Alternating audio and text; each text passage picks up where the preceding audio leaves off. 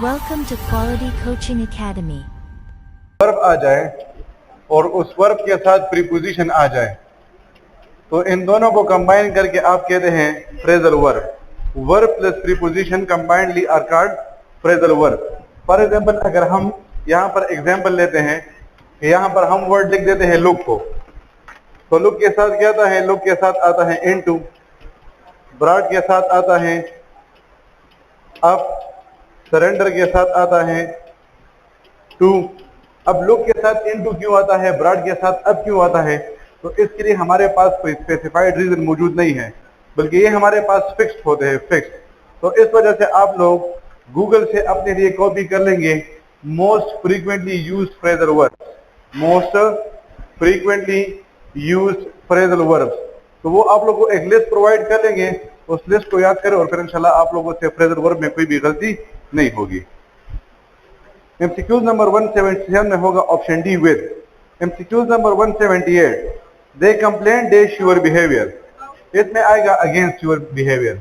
अगर एक्टिविटी होगी तो उसके साथ अबाउट आता है, लेकिन जब पर्सन आता है तो उसके साथ अगेंस्ट आएगा। मुझे पता है कि आप सबने अबाउट लगाया होगा, लेकिन इसमें हमारे पास वर्ड अगेंस्ट आता है, against. They complain against your misbehaviour. अगर ये एमसीक्यूज इस तरह होता है, फॉर एग्जांपल कि दे कंप्लेन डैश फूड, तो फिर फूड हमारे पास उसके साथ क्या आएगा? इसके साथ अबाउट आएगा।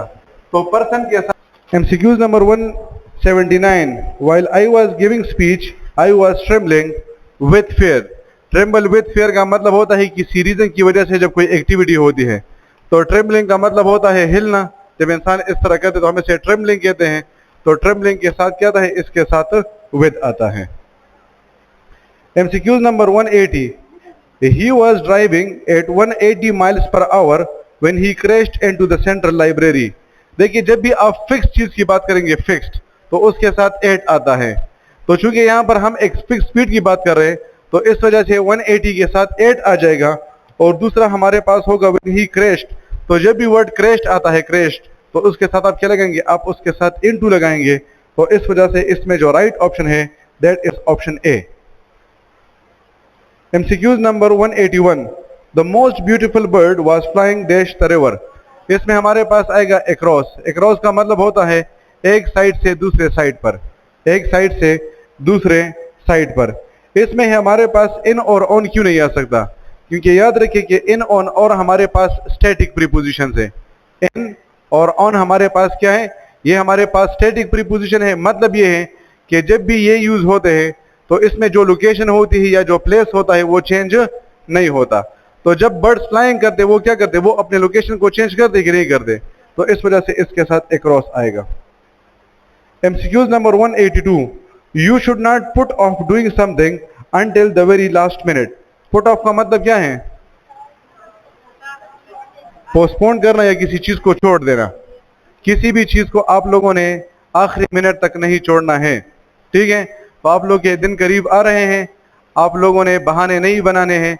याद रखिए, हमारे पास एक चीज होती है जिसको हम कहते हैं एक्सक्यूजाइटिस। एक्सक्यूजाइटिस का मतलब होता है एक्सक्यूज देना। जो नाकाम लोग होते हैं वो एक्सक्यूज देते हैं।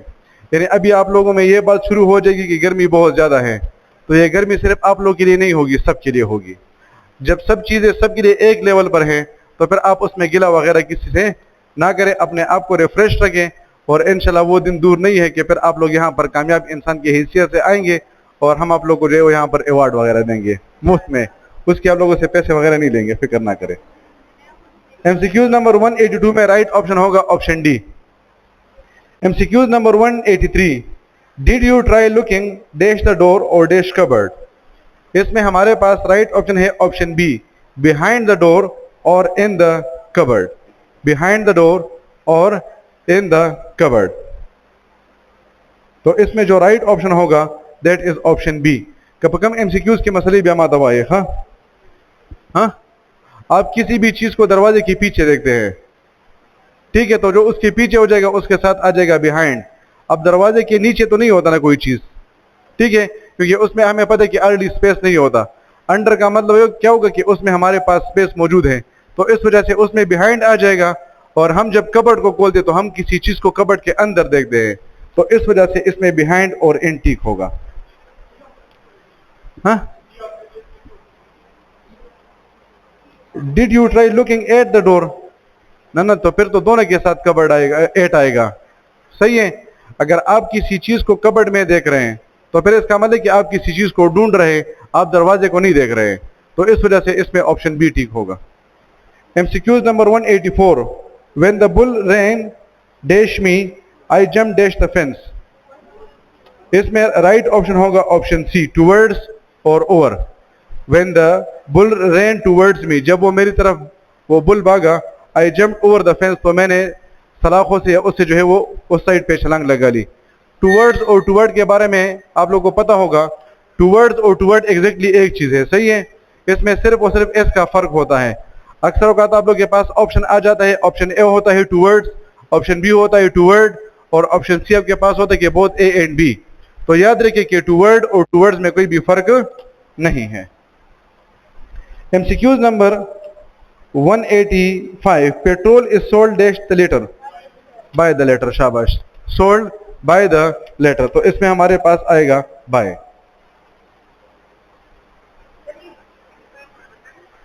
हम्म 185 सर, बस सोल्ड सर और बाय राजी, ठीक ना। अगर ये इस तरह होता कि petrol is sold dash cash, फिर क्या आता? फिर कैश के साथ ऑन आता, ठीक है। कैश के साथ क्या था? उसके साथ ऑन आता। MCQs number 186, the following sentence has been split into 4 segments, identify the segment that contains the grammatical error. Every curious child want to rip open a toy. हाँ, वांट्स। जब भी सेंटेंस के स्टार्ट में word each या every आएगा, आप उसके साथ सिंगुलर फॉर्म ऑफ वर्ब लगाएंगे। याद रखिए, जब भी सेंटेंस का स्टार्टिंग वर्ड ईच होगा या सेंटेंस का स्टार्टिंग वर्ड एवरी होगा, तो आप उसके साथ सिंगुलर फॉर्म ऑफ वर्ब लगाएंगे। तो इस वजह से यहां पर वांट नहीं बल्कि वांट्स आना चाहिए, वांट्स।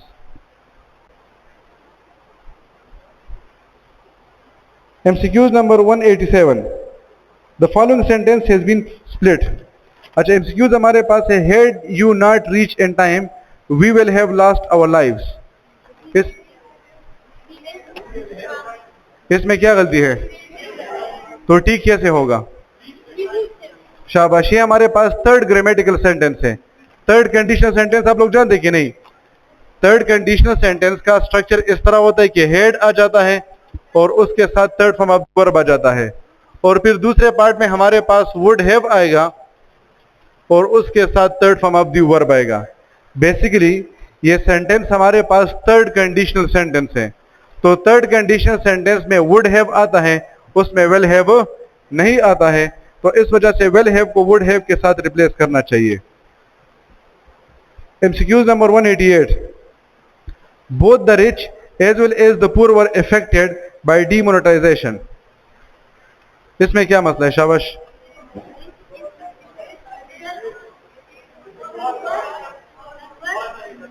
आवाज आएगा। शाबाश जी, हाँ, गुड, वेरी गुड, शाबाश।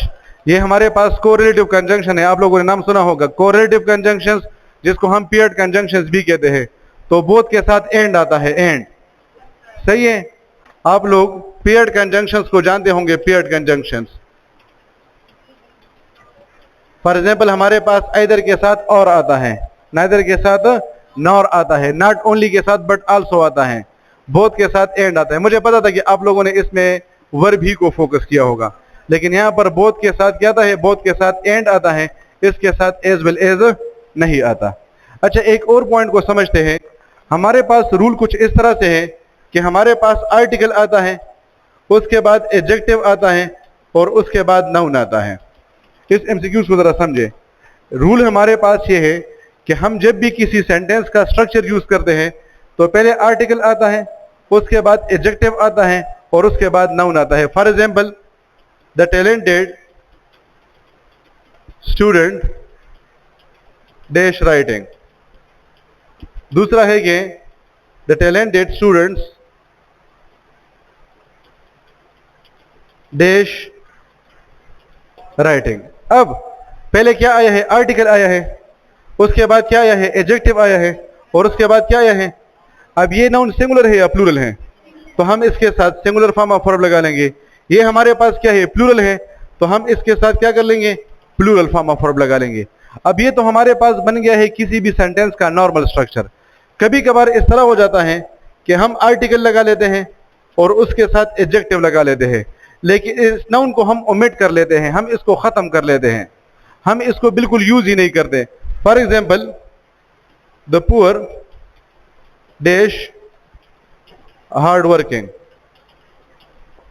या द ब्लाइंड डैश हेल्प। अब ये द क्या है, द आया है, आर्टिकल आया है, इसके बाद क्या आया है, एडजेक्टिव आया है, इसके बाद नाउन मौजूद है कि नहीं, इसके बाद नाउन मौजूद नहीं है। तो कुछ हमारे पास ऐसे एडजेक्टिव्स होते हैं जिसके बाद हम नाउन को ओमिट कर लेते हैं, क्योंकि हमें पता है कि यहाँ पर ऑलरेडी हमारे पास पीपल आएगा, तो हम कहते हैं कि the rich people, the poor people, the blind people, ठीक है, द हार्ड वर्किंग पीपल। तो हम क्या करते हैं कि हम इसको यूज नहीं करते हैं। तो जब भी आप लोग के पास आर्टिकल और एडजेक्टिव आया और उसके बाद नाउन मौजूद नहीं है, तो याद रखिए इसके बाद फिर हमेशा प्लूरल फॉर्म ऑफ वर्ब आएगा। The poor are hard working, the blind need help. Did you understand the point? जमा पर खबर माने पूछे कभी हम हुए कम गोरा। नॉर्मल रूल ये होगा कि एडजेक्टिव आएगा, उसके बाद आर्टिकल आएगा, उसके बाद एडजेक्टिव आएगा और उसके बाद नाउन आएगा। अब जैसा नाउन होगा वैसा वर्ब होगा। अगर नाउन सिंगुलर है तो वर्ब भी सिंगुलर है, और अगर नाउन प्लूरल है तो वर्ब भी प्लूरल है। लेकिन कुछ हमारे पास ऐसे एडजेक्टिव्स होते हैं कि जिनके साथ हम नाउन को यूज नहीं करते। जिस तरह मैंने कुछ कहे कि पुअर, रिच, ब्लाइंड वगैरह हमारे पास ऐसे एडजेक्टिव्स हैं कि जिनके साथ हम नाउन यूज नहीं करते। तो जब भी द आया, आर्टिकल आया, उसके बाद एडजेक्टिव आया और नाउन मौजूद नहीं है, तो आप लोगों ने हमेशा प्लूरल फॉर्म ऑफ वर्ब लगाना होगा। तो यहां पर जो वर्ब आया है वो वर्ब हमारे पास क्या है, वो वर्ब टोटली हमारे पास ठीक है। तो एज वेल एज को रिमूव करके हम इसकी जगह पर लगा लेंगे and. MCQs number 189. Each of the survivors of the tsunami have been offered free psychological consultation to ease the trauma by some of the top consultants. क्यों? शाबाश, मैंने अभी आप लोगों को बता दिया कि जब भी सेंटेंस का स्टार्टिंग वर्ड ईच होगा या सेंटेंस का स्टार्टिंग वर्ड एवरी होगा, आप उसके साथ सिंगुलर फॉर्म ऑफ वर्ब लगाएंगे। याद रखिए, जब भी सेंटेंस का स्टार्टिंग वर्ड ईच होगा या सेंटेंस का स्टार्टिंग वर्ड एवरी होगा, तो उसके साथ क्या आएगा, उसके साथ सिंगुलर फॉर्म ऑफ वर्ब आएगा। तो ये हैव नहीं होना चाहिए, बल्कि क्या होना चाहिए, हैज होना चाहिए। MCQs number 190. In the following questions, one part of the sentence may have an error. Find out which part of the sentence has an error and click the option corresponding to it. If the sentence is free from error, click the no error option. Encouraging healthy competition between the students of the school was one of the objectives of the annual sports day. क्यों? शाबाश, among आना चाहिए, between नहीं आना चाहिए। Between को हम तब यूज करते हैं जब हमें टोटल नंबर पता हो। जब टोटल नंबर हमें पता होगा तो उसके साथ बिटवीन आएगा।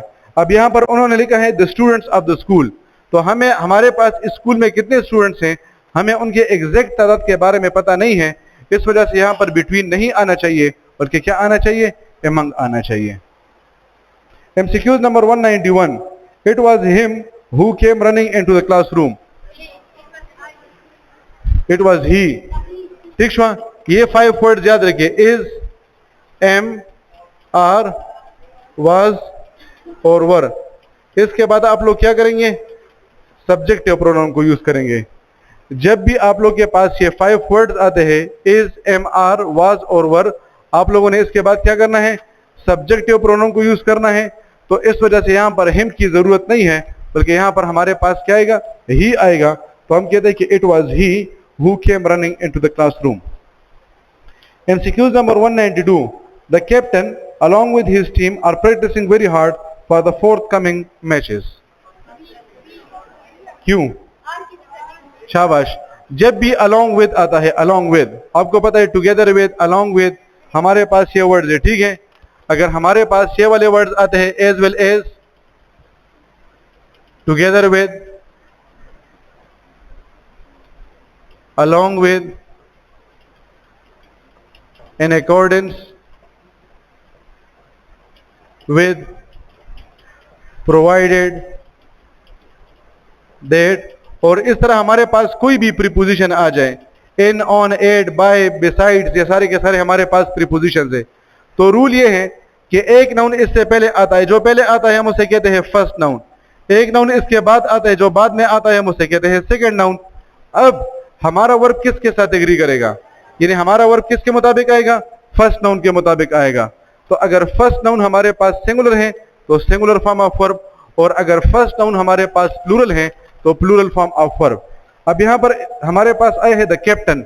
द कैप्टन हमारे पास सिंगुलर है या प्लूरल है, तो इस वजह से क्या आएगा, इज आएगा, आर नहीं आएगा बल्कि क्या आएगा, इज आएगा। The captain along with his team is practicing very hard for the forthcoming matches. MCQ number 193, apprehensive means afraid. Apprehensive means afraid. कैसे? Apprehension का मतलब होता है डर। Apprehension का मतलब एक होता है comprehension, एक होता है apprehension। Comprehension का मतलब होता है समझना, नहीं होता, शाबाश। वो comprehensive होता है, comprehensive, ठीक है। ये apprehensive है।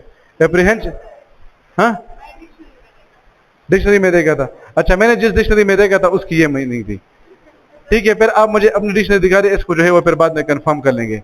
लेकिन as far as I know till this time, तो एप्रीहेंशन का मतलब होता है फेयर।